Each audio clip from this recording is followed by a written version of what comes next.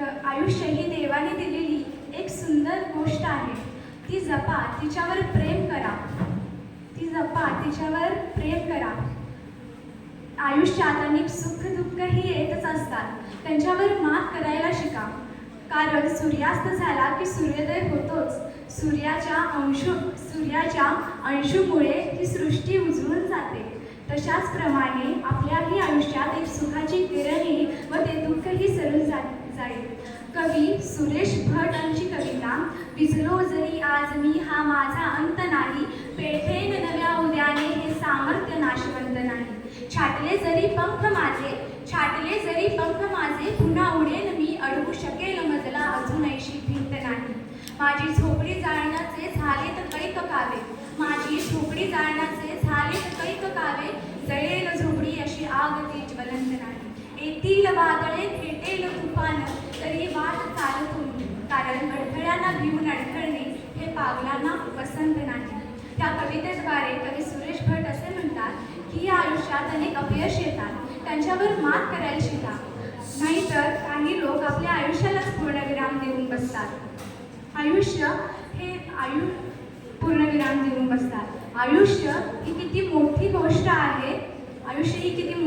आहे ही साने गुरुजींच्या कथाकथनांच्या कार्यक्रमावरून समजते. छोट्यांचे हात व्हावे, लंगड्यांचे पाय व्हावे, अंधांचे डोळे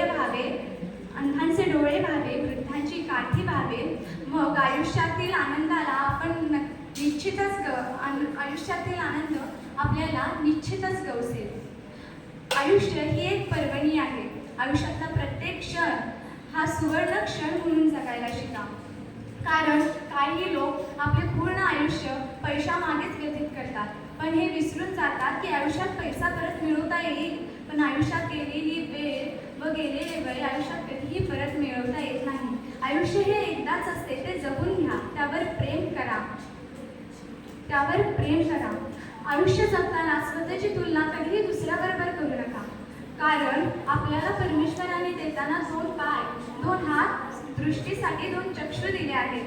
पण काहींना तर हात नसतात, पाय नसतात, डोळे नसतात, काही तर फुटपाथवर उपाशी पोटी निसतात, या आशेवर की परमेश्वर त्यांच्यासाठी कधी ना कधी धावून येईल. त्यांच्या मानाने आपले आयुष्य कितीतरी पटीने सुंदर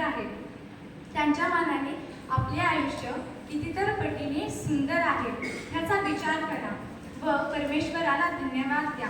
कारण हे आयुष्य पुन्हा होणे नाही. 4 जण काय म्हणतात ह्याचा